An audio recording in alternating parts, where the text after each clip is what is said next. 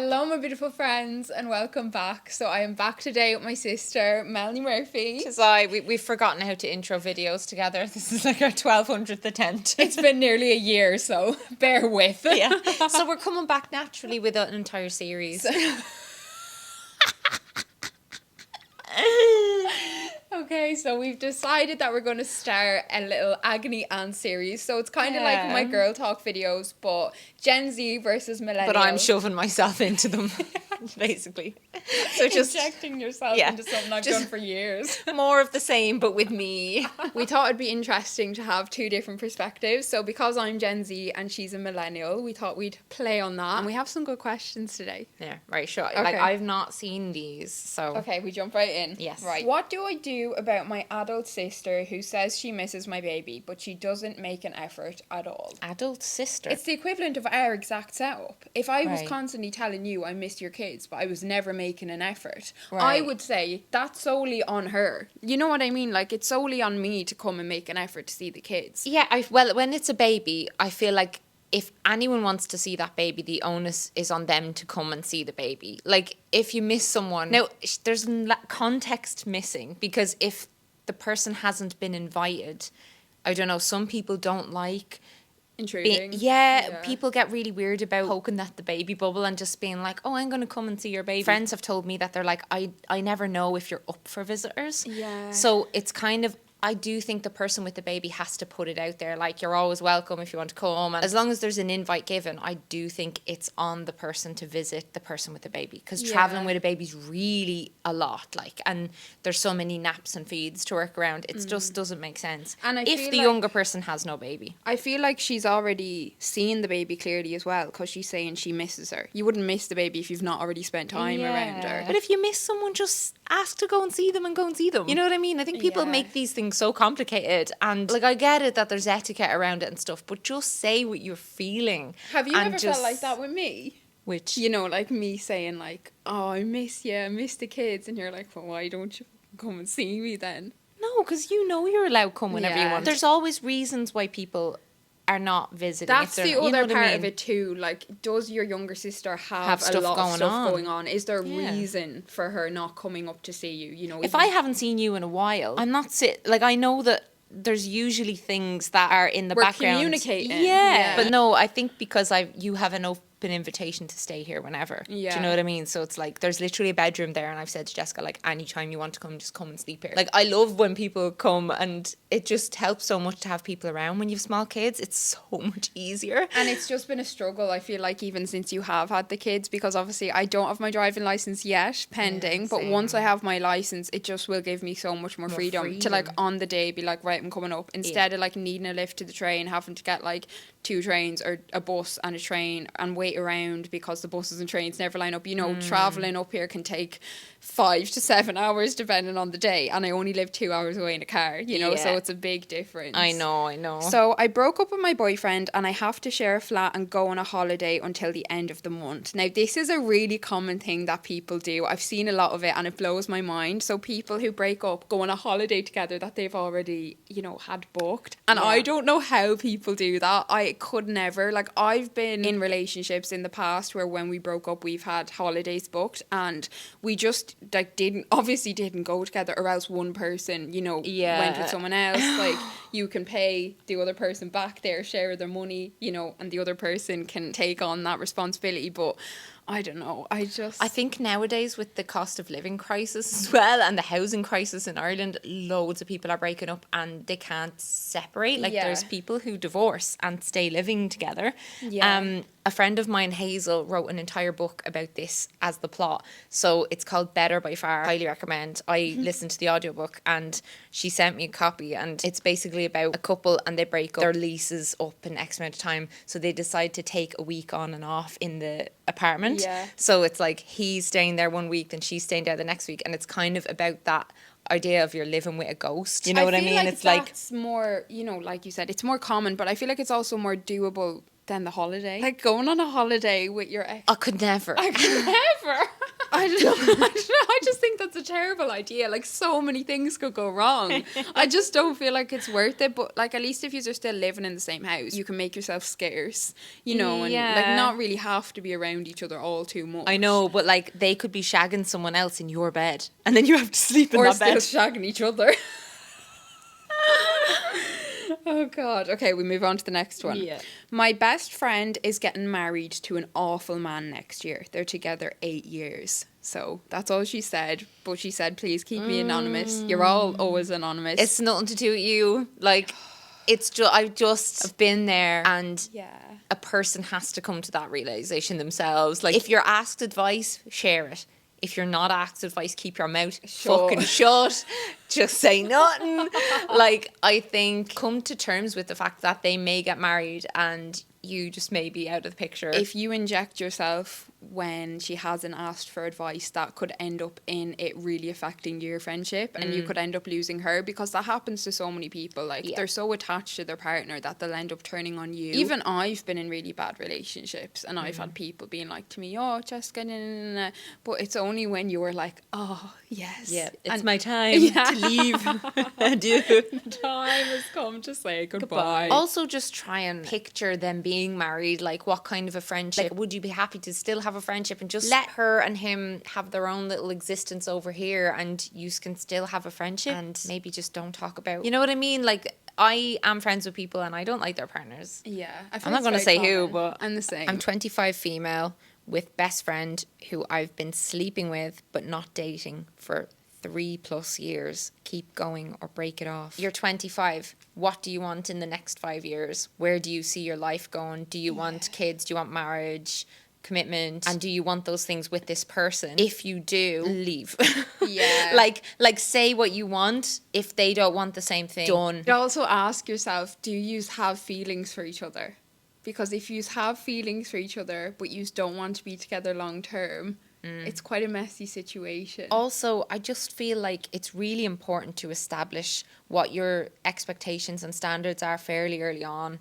And if it's a kind of thing where like you're having the odd shag and it's nice and it's good and it's comfortable, like when you're having sex with a friend, it's safe and comforting, and like the thought of not having that can be awful. Don't just keep waiting around is what I'm saying. Usually one person is always way more invested, I find. Like one person always ends up having feelings and wanting something out of it. Because if both did, you'd be in a relationship. If you had no feelings for this friend and didn't want it to be a relationship, I don't think you'd be asking this question. You know what I mean? You wouldn't be asking this because you'd be like, oh, they're my little bit on the side that I'm having sex with once in a while. You wouldn't even be thinking this way. But equally, if she wanted to be with her or him, whoever, long term, she also wouldn't be asking the question.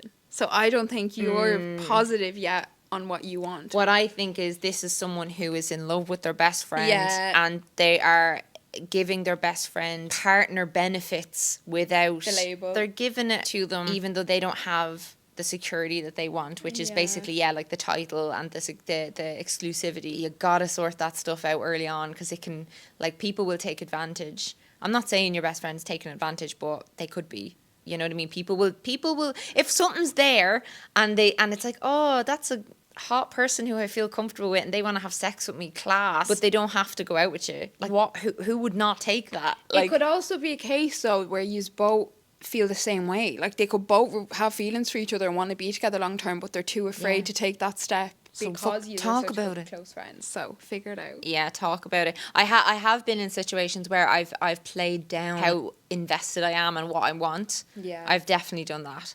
Don't do that.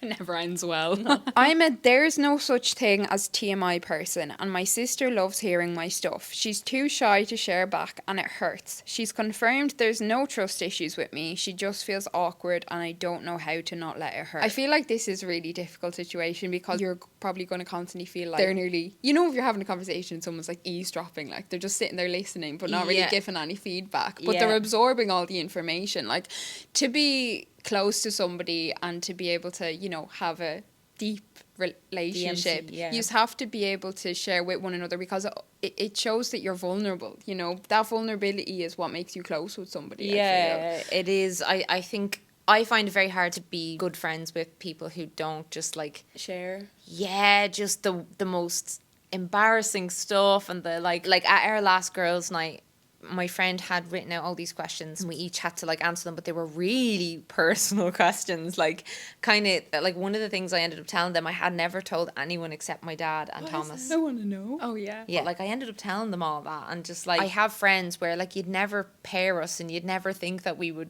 get on that well, but the reason we're really close and good friends is literally just because we go into the deepest conversation immediately. We never talk about surface level crap. If that's the sister, right? Yeah. Yeah, if that's like your actual family member, that would be really... I'd find that really hard. Because when you think about it, like even like us, when we're having a conversation, just say if I share something, you share something back. It's how you communicate, you know? And so I can't even imagine the dynamic of, imagine like you were telling me something and I was just sitting there going, And give me nothing. Yeah. Like, come on. She doesn't know how to not let it hurt you. Well, I feel like it's very understandable and very You're allowed valid to be that you hurt. feel hurt. Yeah, I'd feel hurt. I would feel like that there's something there that she's not saying, you know? Well, no, you can feel hurt, but that's like a feeling doesn't mean, like, you can have a feeling for whatever reason. It doesn't mean that she's doing something wrong. Like, she might just, like, her stuff might be just really, really hard for her to, you know, crack the shell and spill it out, you know? Like, maybe one day she will. I think being as open as possible, just, you know, just model it to her, and maybe eventually she will. But I know some people can be just really weird about opening up if the person they're opening up to often tells them other people's secrets. Yeah. So I'm not accusing you of anything, but I'm just saying, like, I know for me, there's people who like tell me all sorts of stuff, but like they'll often tell me stuff that they shouldn't be telling me. Yeah. And so then I don't want to tell them stuff because I don't trust them. Yeah, You like know what one I of mean? my friends can often do that, and I often find myself when I tell her something, I'm like, now don't be telling your friends. Yeah, you know, like it's horrible when you have to give that disclaimer. because it just be in the back of my head. I'm like, oh damn, she's after telling me about this one. Yeah, I Like, know. why? Gossiping, yeah. Okay, so our next question is, when is best to try having a child? I'm 29, but all of my older friends have fertility problems. And another question, which is quite similar, 29 and on the fence about kids, can't decide. God, it's so hard, because when people say you're never ready, you're never going to be ready, it is true. Like, I don't think you're ever ready. See, this is something that really but worries me. You can be not ready. Yeah. So what I mean is, you can never be fully prepared. Like, it can definitely be a bad time to have kids. Yeah. So for me and Thomas, we got to a stage where we were kind of like, if I accidentally got pregnant, it wouldn't be the worst thing in the world, because, you know, like, we know what we want. We want to get married. We generally, like, we want to buy a house together. We generally were all right in the career situation. Like, he'd gotten a job and my job was going fine, and we were kind of just like, oh, like, if it happened, we wouldn't be like, oh no, what are we going to do? Yeah. Like, it would be all right. So we kind of just stopped being careful, thinking, you know, it may take ages. Like, for us, it happened very quickly, which actually we were like, oh crap. Like, you know, yeah, because we were engaged but we weren't married yet and stuff like that. Like, we really didn't think it would happen that quick, but it was fine. Like, we were really happy. Do you know what I mean? So I would say, look at your situation, and is it like a terrible, like, if you found out you were pregnant tomorrow, would your reaction be like mainly excitement or mainly dread? I feel like that's a good guide for it, because it's a very hard one to decide on ever. You never get to a point where, oh, everything's lined up now and now I can do it and it's going to be fine and easy, because it's never going to be easy. There's always shit going on in your life. Yeah, you're always going to have new things coming up. Yeah, I feel like, though, this is something that does be on my mind a lot, because obviously I'm 26 now and I do have PCOS, so I know that there is quite a high possibility that I, you know, could struggle to conceive. But I just try and keep reminding myself that so many people with fertility problems, with PCOS, endometriosis, whatever, have children and have conceived naturally. Do you know? And gotten pregnant quickly. Yeah. It's so luck of the draw.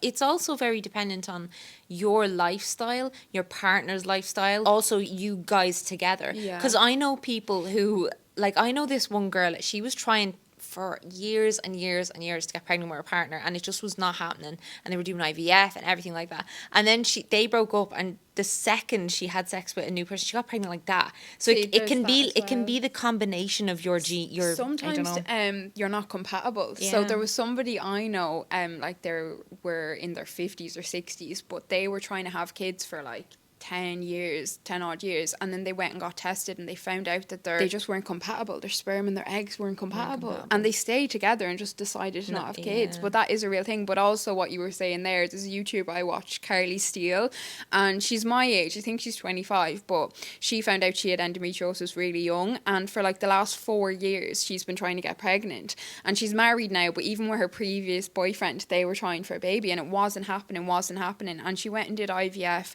She got pregnant. She ended up losing the baby, I think, at 26 weeks. Like, it was heartbreaking. And then she got pregnant. She conceived naturally, literally like a month after losing that baby.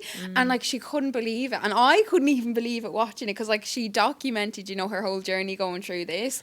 But seeing stories like that is really reassuring. Like, yeah, you know, there's loads of stories like that. Like Rosanna Davidson, I think, she had so many miscarriages, and then was it twins? She got pregnant with, or triplets, something. was it? I know my cousin minds these triplets that were born via IVF, and then because the woman had been trying for a long time and stuff, and then she got pregnant with triplets, but then she got pregnant again, had a little boy naturally. And so like stuff like that does happen. So it's always worth, I think, having a positive mindset and like hoping for the best outcome. Like, plan for the best outcome, and you know, if you get a worse outcome, deal with it then. But I think going into it with this kind of like, oh, the worst thing in the world's going to happen, and oh, it's just not going to happen, I don't think that's good energy to bring into it, because it can make you very stressed, which can then further affect things. Your fertility, you know what I mean? Yeah. Well, stress is one of the worst things for your body. It affects you in every single which way, shape and form. And then what would you say if you're on the fence about having kids? As somebody who already has 2 kids, what would you say would be...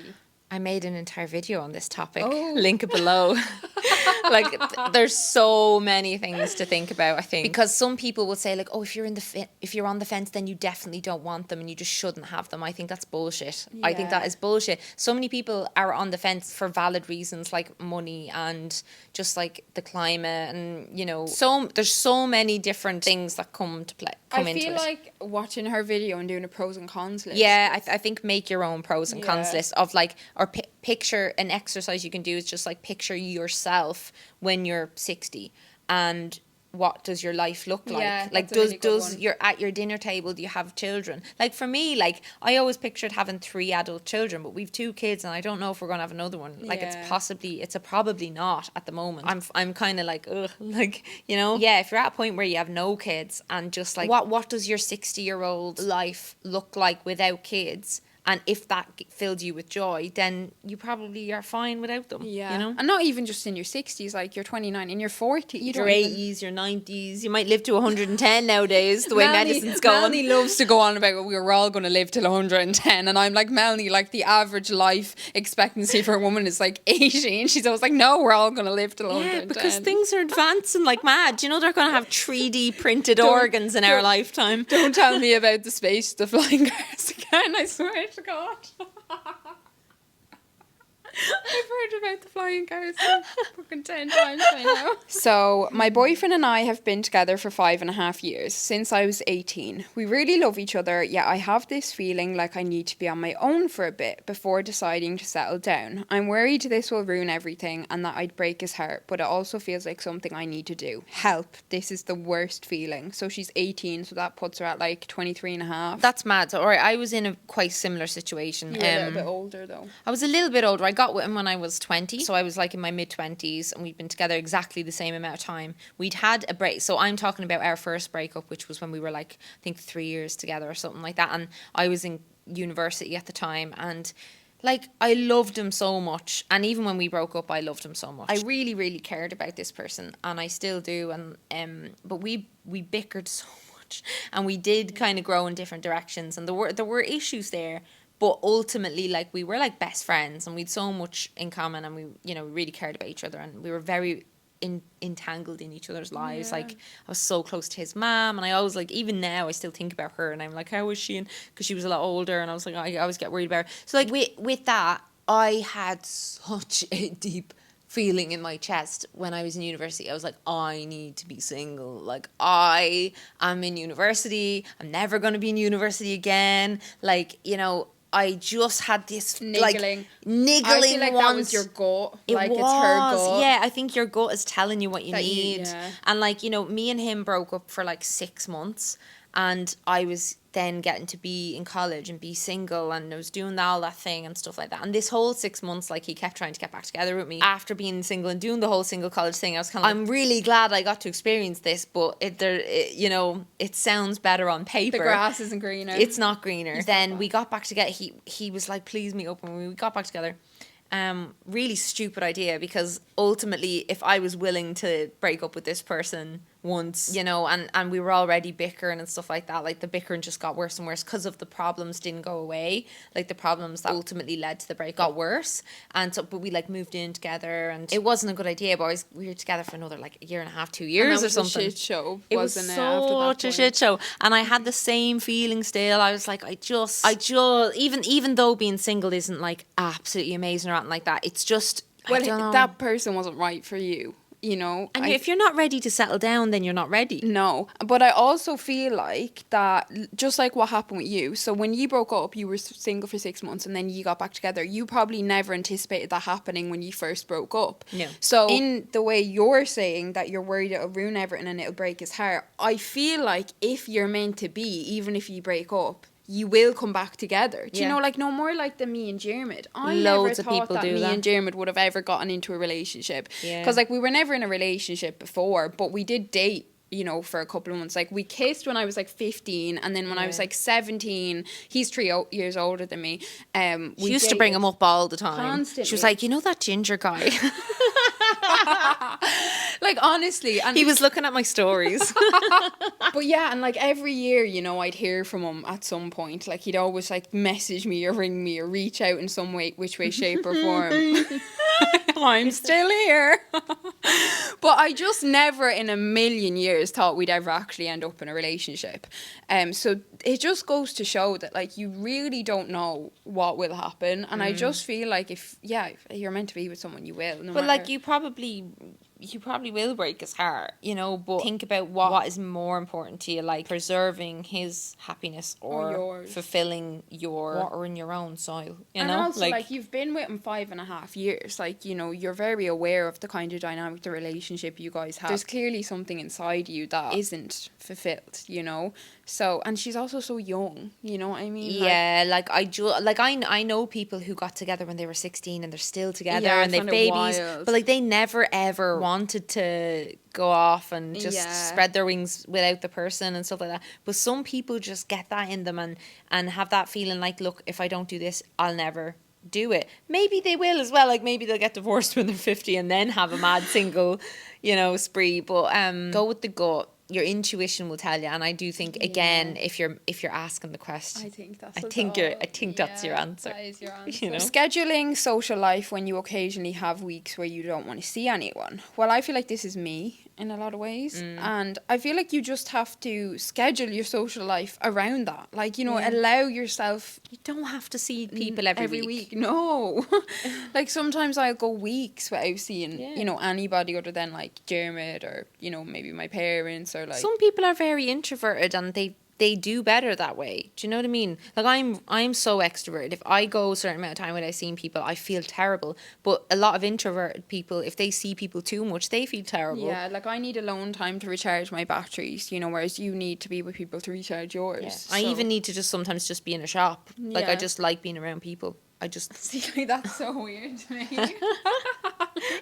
I feel like since you got here, like, I'm constantly dragging you outside. We're just going all over the place. And Jessica's just like, Jesus, we were in the shops earlier. And she's like, Melanie, this is so stressful. But you were fucking getting stressed as well. You were doing your deep breathing. Oh, that's because the kids. But you know what I mean? Like, I can't not go somewhere every day. No, well, like, I need to go places too. You're not. No, but you know what I mean? Like, seeing people. I feel like I like seeing people a lot. Yeah, I feel like you just need to understand the way you are and work around it. Yeah. And don't feel bad about it, you know, because I spent years, I'm so accepting of it now. Like, I love the way I am because it's the only way I am. I'll never be another way. But I spent years trying to fight against it and getting really frustrated with myself. I'm really upset, I feel like, because when I'd be in social situations a lot, you know, just say if I'd have a couple of weeks where I was doing so many things around around so many people, I'd be so anxious and so overwhelmed, and I'd be like, why can't I just be like everyone else? You know what I mean? But we're all... I used to feel like that at the YouTube conventions. I think you used to be so constantly much. Like, you'd be observing other people and you'd be kind of just like, I am not like, the way people were just so into just socializing and talking about this and that. You're in parties, and I think you were just like, going to a room party was such a big deal in your head, because you're just like... I think it's because for me as well, it's like, you know, if I'm like one-on-one with a person, I get on so well and I'm so chatty and so extroverted, but when there's a group... Do you remember that one where me, you and Connie went back to a room together with pizza, and I remember you were just like, this is the best part of the day, because we can actually talk to each other. Yeah, because I just feel like when there's a huge group, like, first of all, it's often shit conversations going on. Third of all, half the people are just getting ignored. Like, I'm always that person that will, like, catch eyes with the person who's not getting heard and going, yeah, like, you know, I'm listening, like, keep talking. Like, that's always me, because that's normally what happens to me. And then you're just like, oh. One-on-one, you don't stop, you know? Like, no, I'm so extroverted. I'm extroverted with people I get on with. Do you understand what I mean? You're extroverted when you're one-on-one. Like, as in, you're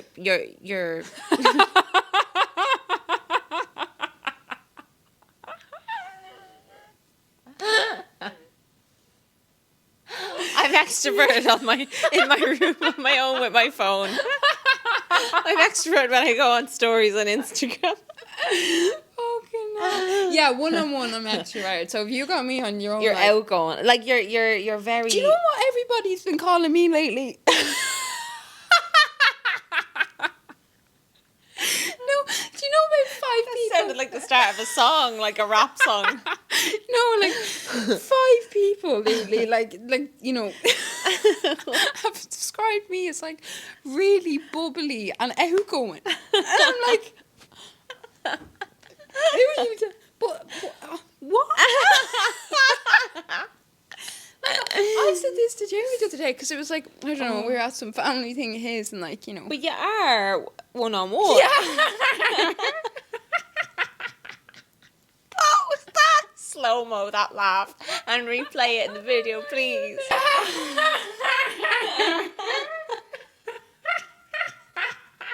I always notice the difference. Like, you're so bubbly and like with me, and then in a group you're really quiet. Andrew's like that as well. But like my bestest friend, our brother, recently we were, you know, I don't know why, but we described each other in 2 words. Thomas is a bit like that now. Is he? Yeah. Yeah, he'd be quieter now in groups, whereas like at home he'd be dancing around singing in a high pitched voice. Yeah. You know? Do you know the first few years when I did YouTube and like we were filming a lot together? Yeah. Like, I don't know that girl. Like, I don't know what that was about.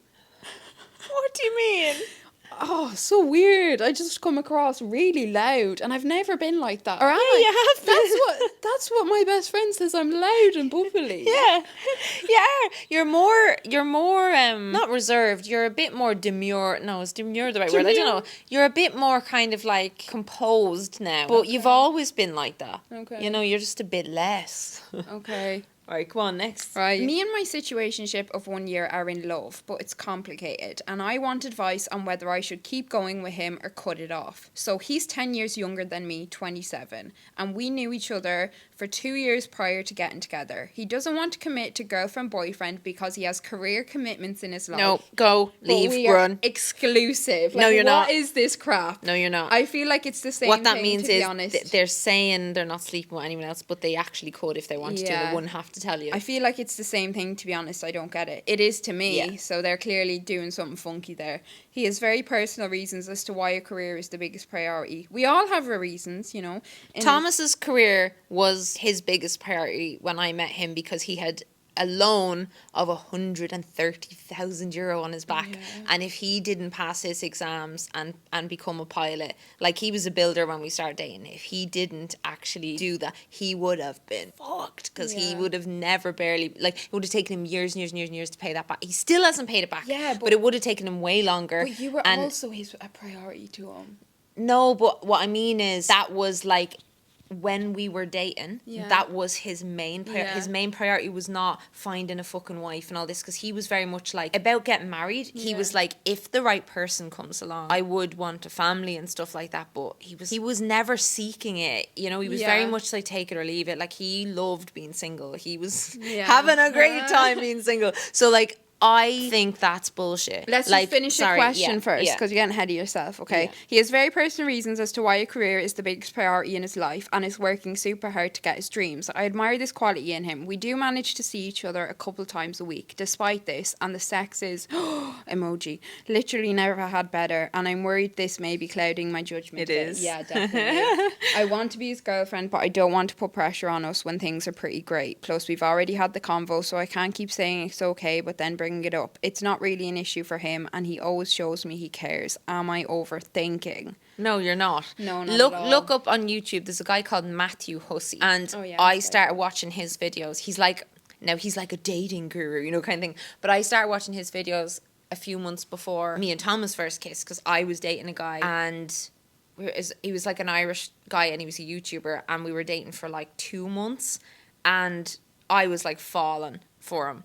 And we went on we had a weekend in a hotel. You'll remember this. I remember this. We had a weekend in a hotel. Like it was yesterday. I remember he was so detached, like emotionally, and just like had like walls up, and he was like so hyper focused on getting this project done. You were so excited for that weekend. Yeah. You were so upset leaving. I was so excited, and like I remember when I was leaving, I was just like, what was that? What? And I was trying to, like, we were still chatting away or whatever, and I sent him this big message, and the reason I sent him the message was because I was watching Matthew Hussey's videos, and Matthew Hussey was just very much like, look, it's really, really, really hard to do it, but you have to communicate your standard and your expectations and what you want early on.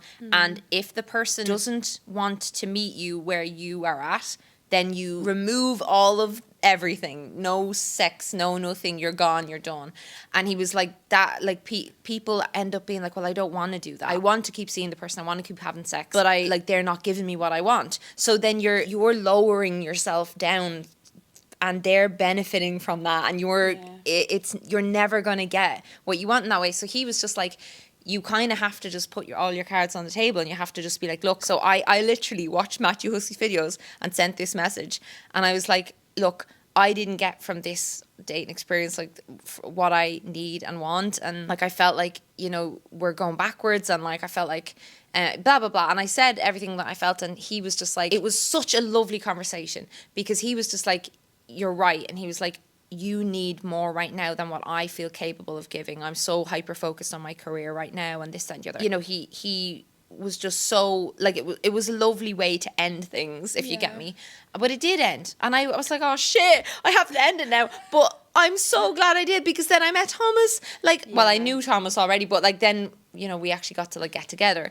But what I mean is, staying with someone who isn't in it with you may be preventing you from meeting someone who is amazing and going to be right for you and give you all of the life of your dreams. I just feel like he could be playing you a bit here, because it makes no sense how, you know, his career is the most important thing, yet he's still finding time to meet you a couple times a week. You guys are having sex a lot. You clearly are communicating, and he's saying yous are exclusive. So yous are basically in a relationship without the girlfriend label. So it makes no sense to me, you know, why he wouldn't want to just call you, or, you know, ask people you do that when they're not sure. People do that when they want, or when they're sleeping with other people, or they have, you know, ulterior motives. And also the fact that he is 10 years younger, like a 27-year-old man versus, you know, you're clearly 37, but a 37-year-old man, they're worlds apart. Like, can I say that as well? Matthew Hussey has a video, and it's literally addressed to men in their 20s who are dating women in their 30s, and it's like, women in their 30s, you know, if they want a family, it's like time is so important for them, and like, don't be fucking women around, like, just tell them what you fuck want, like, you know,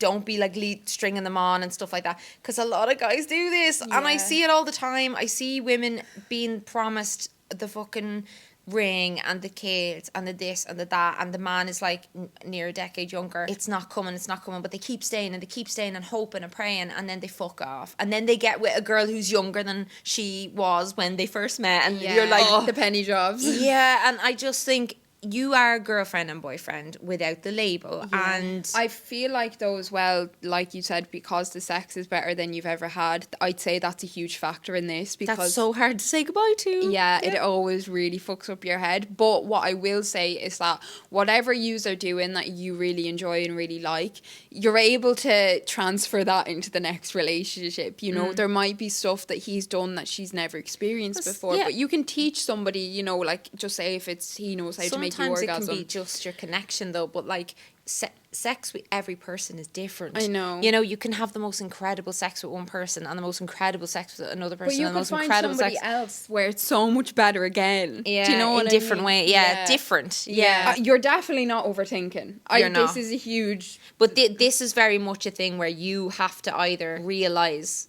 your own value and take yourself out of the situation, or just keep giving him the girlfriend benefits Without the girlfriend without label. having to give you what, like, you know, exclusivity. And are you okay with the fact that he could be and very likely is seeing other people or sleeping with other people? Maybe he's not, but maybe he's just open to it. Like, maybe he's just like, oh, if something better comes along. And I hate saying that, but some people think that way.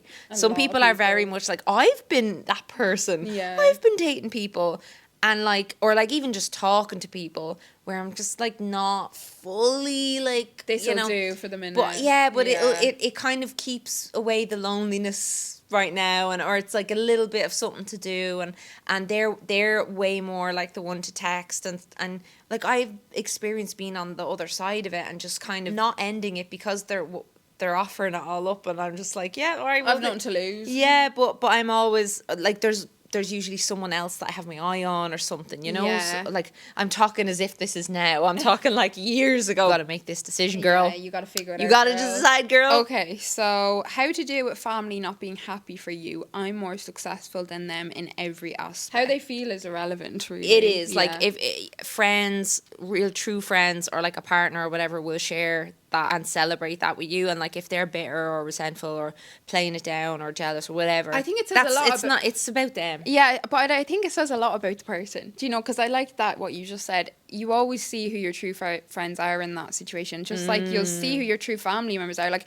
family, yeah, your family is your blood, but you also get to pick your family. You know, like you don't have to have a close relationship with all your quote unquote blood family members. Like, you know, I don't know. We've got blood family. We don't most know of my family. Yeah, literally, and some terrible things have happened. Yeah, with lots and lots of relatives that we don't. Yeah, even relatives where they were in my life for a really long period of time, and only like a couple of years ago, like they turned like nasty, not good people. Oh, that was bad. It was so bad. Like my stomach just did a flip. Yeah, so when somebody shows you who they are as well, believe them, you know, and maybe that's your indicator to distance yourself from them a bit, you know, and they don't deserve to get the benefits of your success if they're also not going to be happy for you, you know? Yeah, especially like if their influence like does bring you down and stuff like that. Take a step back from it. Like, you know, surround yourself with the type of people you want to be more like, as they say. Right, we're going to do one more question. So, what to do when feeling down for long periods of time? Lots of family, life, job changes. I've been here before, and I feel like anytime I'm in this spot, the only way to get through it, in my experience, is to literally just focus on day by day. Yeah. Like, stop looking so far ahead, because all that does is causes you so much overwhelm, gives you so much anxiety, causes you so much more stress, and in return, that can often send you backwards more. Do you know what I mean? Like, you're not giving yourself a chance. Like, I feel like when there's so much upheaval in your life, you really have to just focus on putting one foot in front of the other. Yeah, take it, like, strip everything back to like the bare bones of your life and focus on what you do have control over. And like for me, it's so cheesy, but like when things get bad for me, I always like either listen to the audiobook again or read The Secret by Rhonda Byrne, and I watch interviews with her or just people talking about stuff like law of attraction and like that kind of thing, because it just puts me in a better mindset. Like, it helps me to feel like I can redirect my energy or my mood or where I'm putting my thoughts, because our thoughts are not facts. Like, our thoughts come and go, and like if you choose certain thoughts, it can have a massive knock-on effect on how you feel and what you do. I also feel like something I do, I have a notes in my phone, you know, in the notes app, and it's like good things are always happening to me, and every single day just pick one thing, right, and just write down what was a good thing that happened that day. Yeah, gratitude's so important. And you'd be so amazed, like even on the worst of worst days, you know, like something like I had a lovely warm shower with like lovely essential oil body wash, or like, you know, a lovely home cooked meal, or no matter how big or how small it is, like being able to sit back and look at that list, it really helps, you know, wire your brain, I feel, in a way to look for the good instead of looking for the bad. And also another thing, like when I've been really struggling, is to make lists on your phone and literally write everything down, like everything you have to do, like, you know, so get up, wash face, brush teeth, make breakfast, and take it off as you go. And it really helps give you a sense of achievement, and like that really helps in the sense of focusing on what you can control, and it helps you feel a lot more in control. I've always found that.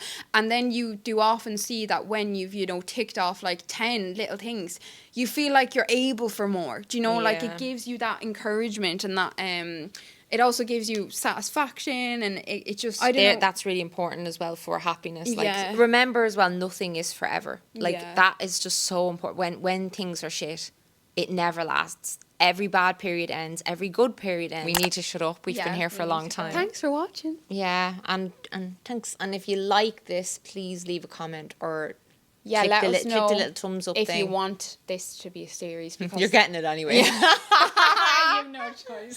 Bye. Bye.